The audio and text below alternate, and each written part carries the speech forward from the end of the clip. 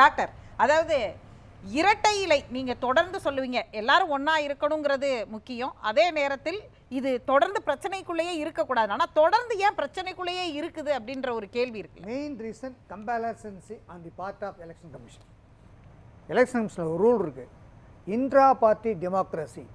நீங்கள் ஒரு தேர்தல் கமிஷனில் வந்து ஒரு கட்சியை நீங்கள் ரெஜிஸ்டர் பண்ண போனால் நீங்கள் ஃபஸ்ட்டு ப்ரூவ் பண்ண வேண்டியது அவங்க கேட்குற கேள்வி, where is the intra party democracy, explain அப்படின்னு கேட்பாங்க. அப்போது when there is intra party democracy இருக்குன்னு கேட்கும்போது தேர்தல் கமிஷன் கேட்கும்போது, இன்ட்ரா பார்ட்டி டெமோக்ரஸி அடிபடும் போதும் கேட்க வேண்டியது தேர்தல் கமிஷன். அதைத்தான் நீ கோர்ட்டு எடுத்து சொல்லியிருக்கு. அதனால் இது நல்லது தான், எடப்பாடி அண்ணனுக்கு இது நல்லது தான். அவருக்கு இன்னும் அவரோட கையை ஸ்ட்ரெங்தன் பண்ணுறதுக்கு, அவருடைய சிக்கலை கிளியர் பண்ணுறதுக்கு இன்னும் 12 மாதம் எலெக்ஷன் இருக்குது. அது கிளியர் ஆகிறதுக்கு இன்னும் அவர் விக்டரியை மெர்ஜ் பண்ணுறதுக்கு கரெக்டாக இருக்கும். ரெண்டாவது, நான் அதிமுகக்காரங்களுக்கு எல்லாத்தையும் சொல்கிறேன், நானும் ஒரு அதிமுகனால சொல்கிறேன், அதிமுக நல்லா இருக்கணும்னா எல்லாரும் கண்டிஷன் போடாதீங்க, ப்ரீ கண்டிஷன் போடாதீங்க, பார்ட்டி நல்லா இருக்கணும், அந்த ஒரு கான்செப்டில் வாங்க. யார் இப்போ கண்டிஷன் போடுறா? யாராக இருந்தாலும் சரி, ஃபார் தட் மேட்டர் யாராக இருந்தாலும் சரி, நான் உட்பட என்னையும் சேர்த்துக்குங்க. அதிமுக ஆட்சிக்கு வர வேண்டும். ஆட்சிக்கு வந்து உட்காந்துக்கிட்டு நீங்கள் கட்சியை கூப்பிட்டு நீங்கள் எக்ஸ்ட்ராடனரி மீட்டிங்கை கன்வீன் பண்ணி உங்களுடைய குறைகளை யார் என்ன பண்ணா, எது பண்ணா, யார் என்னென்ன துரோகம் பண்ண எல்லாம் கேளுங்க, உங்களுக்கு உரிமை இருக்கிறது. ஆனால் வெளியில் இருந்து கொண்டு அடுத்த கட்சிக்கு அதிமுகவை வீக்கெண்ட் பண்ணுறது அனைத்திந்திய அண்ணா திராவிட ஒவ்வொரு தொண்டனுக்கும் அது உகந்ததல்ல. இது எம்ஜிஆருடைய கட்சி. சரி, கட்சிக்குள்ள இருந்து செங்கோட்டையன் சொல்றாங்களே, எத்தனையோ வாய்ப்புகள் வந்த போதும் இந்த இயக்கத்துக்காக போராடியவன் என்ன சோதித்து பார்க்காதீர்கள், இது எனது வேண்டுகோள் அப்படிங்கிறார். அவர் யாருக்கு வேண்டுகோள் வைக்கிறார்? அதைத்தான் சொல்றேன். அதெல்லாம் கரெக்ட், அவர் சொல்றதெல்லாம் கரெக்ட். அது எங்கே சொல்லணும்னா, இப்போ செங்கோட்டையன் என்ன நினைச்சாருன்னா, ஒரு மீட்டிங்கை போட்டு எல்லாரும் வாங்கன்னு கூப்பிட்டா வருவாங்களா இல்லையா? அந்த மீட்டிங்கில் இண்டோரில் பேசுங்க, கட்சி கட்டமைப்புக்குள்ளே பேசுங்க, எல்லாத்தையும் சேருங்க. எல்லாரும் வந்தால் தான் அதிமுக ஜெயிக்க முடியும். 10 பேர் சேர்ந்தா தான் ஒன்று, 8 பேராக குறையக்கூடாது. ஆனால் கண்டிஷன் போடாதீங்க, வாங்க ஃபஸ்ட்டு கம் டுகெதர், எல்லாரும் ஒன்று சேருங்க, உள்ளே வந்து இருந்துக்கிட்டு அப்புறம் உங்களுடைய குறைகளை ஒன்று அடுக்குங்க. அதுக்கு பதில் சொல்லுவாங்க, என்னென்ன பண்ணீங்க, எது பண்ணீங்கன்னு. அது நியாயமாக இருந்தால் ஏற்றுக்குங்க, நியாயம் இல்லைன்னா ரைட்டு அப்படின்னு சொல்லுங்கள். அதுதான் நியாயம். அண்ணா ஒரு இது எக்ஸாம்பிள் சொல்கிறேன். அதாவது இங்கிருந்து போனவங்களை சேர்க்கவே விரும்பலங்கிறது தானே முன்னாள் அமைச்சர் ஜெயக்குமார் தொடர்ந்து சொல்றது, இபிஎஸ் சொல்றது. அதான் எம்ஜிஆர் அவர்கள், நம்ம எம்ஜிஆர், நம்ம புரட்சித்தலைவர் எம்ஜிஆர் அவர்கள் கட்சி அவருடைய ஆட்சியை 2 தடவை கலைச்ச பிறகு 80 நான் என்ன தவறு செய்தேன் மக்கள்கிட்ட போய் கேட்டார். ஏன் என் கட்சி என்னுடைய ஆட்சியை வந்து கலைச்சாங்க, நான் என்ன தவறு செய்தேன், தவறு செஞ்சுனா சொல்லுங்க, பொதுமக்கள்கிட்ட கேட்டார். எம்ஜிஆர் கேட்டார், பெரிய தலைவர், மாபெரும் நடிகர், மக்கள் செல்வாக்கு இருந்தது. ஆனால் அதெல்லாம் அவர் விட்டுட்டு நான் ஏதாவது தவறு செஞ்சுருக்கேன்னா சொல்லுங்கள், எதுக்காக என் கட்சியை கலைச்சாங்க, என்னுடைய ஆட்சியை எதுக்கு கலைச்சாங்க சொல்லுங்க அப்படின்னு கேட்டார். அப்படி வந்து மக்கள்கிட்ட போகணும். அதே மாதிரி நீங்கள் வந்து கட்சிக்கு வந்து கட்சிக்குள்ளே இருந்து இந்த கட்சியை சேதாரப்படுத்தாமல் பண்ணிக்கிட்டு உள்ளுக்குள்ளே நான் என்னையா பண்ணேன், என்னை எதுக்கு ஏன் என்ன தூக்குனேன், நான் என்ன பண்ணேன்னு கேட்குறதா உங்களுடைய உரிமை. அதுதான் நீங்கள் செஞ்சுருக்கணும். ஒன்றாவது. ரெண்டாவது, தொண்டனுக்கு தான் இந்த உரிமை. எல்லாரும் சொல்கிறீங்க, நானும் ஆமதிக்கிறேன், நானும் தொண்டனுக்கு தான் உரிமை. அன்னைக்கு ஒருங்கிணைப்பாளர் இணை ஒருங்கிணைப்பாளர்னு சொல்லி தொண்டனுக்கு வாய்ப்பு கொடுக்காம நீங்கள் தேர்தல் நடத்த போது என்ன பண்ணிட்டு இருந்தீங்க, எல்லாரும் எப்படி விட்டீங்க அதை? அப்போ அது மட்டும் நியாயமா? இப்போ எல்லாத்தையும் பார்க்கணும். ஸோ இதில் எல்லாமே மிஸ்டேக் இருக்குது. போனது போகட்டும், அதான் நான் இன்னும் திருப்பி சொல்கிறது, போனது பார்க்கப்பட்டு லெட் இட் பைகான் பி பைகான்.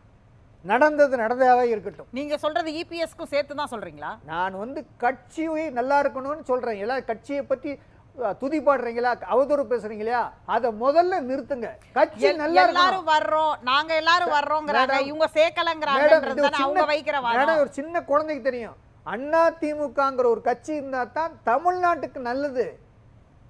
நான் அரசியல்வாதியை சொல்லல, நாட்டு மக்களுக்கு அதிமுகங்கிற கட்சி இருக்கணும், அது நல்லது. அது ஆட்சிக்கு வரணும்னு மக்கள் எதிர்பார்க்குறாங்க, அதிமுக எதிர்பார்க்கல, பொதுமக்கள் எதிர்பார்க்குறாங்க. இதை போய் நீங்கள் களத்தில் போய் பாருங்க.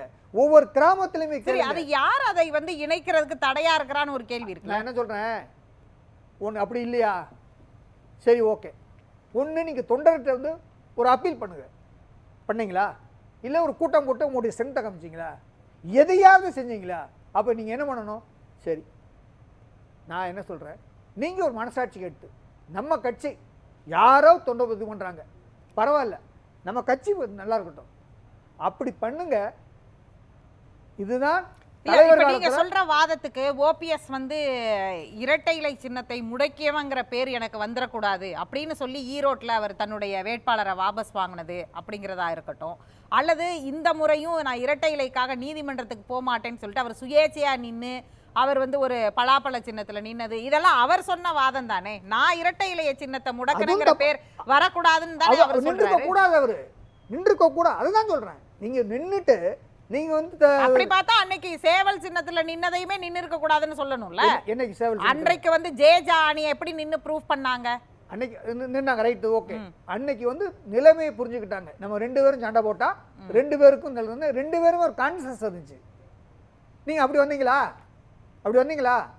நான் தான் என்ன சொல்றேன், இதெல்லாம் ஒருத்தர் குறை சொல்லிக்கிட்டு இருக்க பிரச்சனை இல்லை. நீங்க என்ன பண்ணணும், ஒரே வார்த்தை, நம்ம ஆட்சி, நம்ம கட்சி, நம்ம இருக்கிறோமோ இல்லையோ, கொடுக்குறாங்களோ கொடுக்கலையோ, நம்ம அதிமுகன்னு சொல்றதே பெருமை, அப்படி நினைங்க.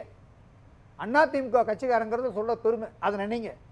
அதை நினைச்சிட்டு let the party win. முன்னாள் முதலமைச்சராக இருந்தவர், அந்த கட்சியில பொறுப்புல இருந்தவர், அதிமுக நினைக்கிறதே பெருமைன்னு சொல்லிட்டு அவர் போயிடணும், மற்றவங்க எல்லாம் கட்சியில பொறுப்புகள்லயும் அங்கீகாரங்கள்லயும் இருக்கணுங்கிறத எப்படி சார் ஏத்துக்குவாங்க அவங்க? ஒன்றும் இல்லை சொல்றேங்க, நாங்க எம்எல்ஏ இருக்கும்போது 14 பேர் கோயம்புத்தூர் மாவட்டத்தில், 10 பேர் ஏடிஎம்கே எம்எல்ஏஸ், 9 எம்எல்ஏக்கு துண்டு போட்டாங்க, எனக்கு துண்டு போடலை.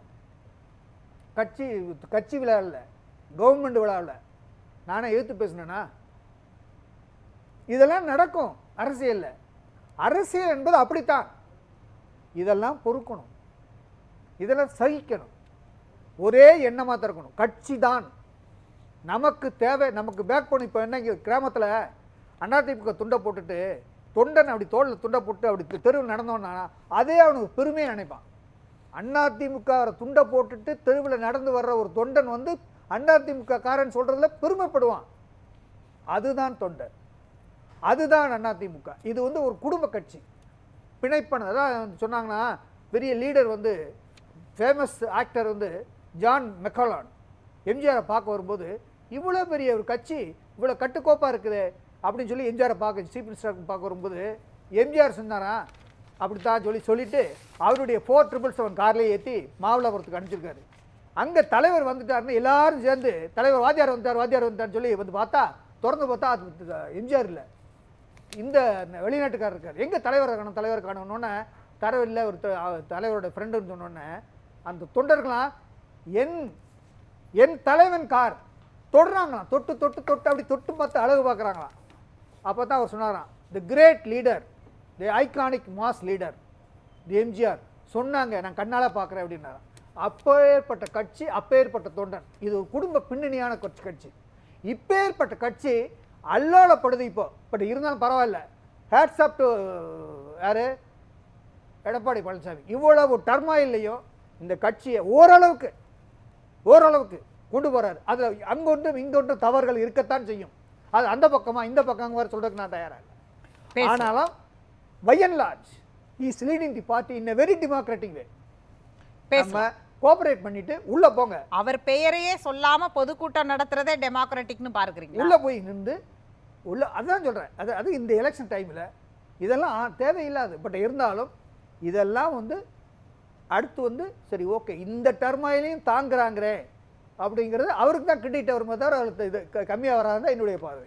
ஆனால் ஒரு அப்பீல் பண்ணுறது எல்லாத்தையும் பண்ணால் ஆல் பார்ட்டி என்ன அதிமுகங்கிற சொல்கிற எல்லாரும் தயவு செய்து இந்த ஆட்சி அதிமுக ஆட்சி வர்றதுக்கு முயற்சி பண்ணணும். பேசலாம்.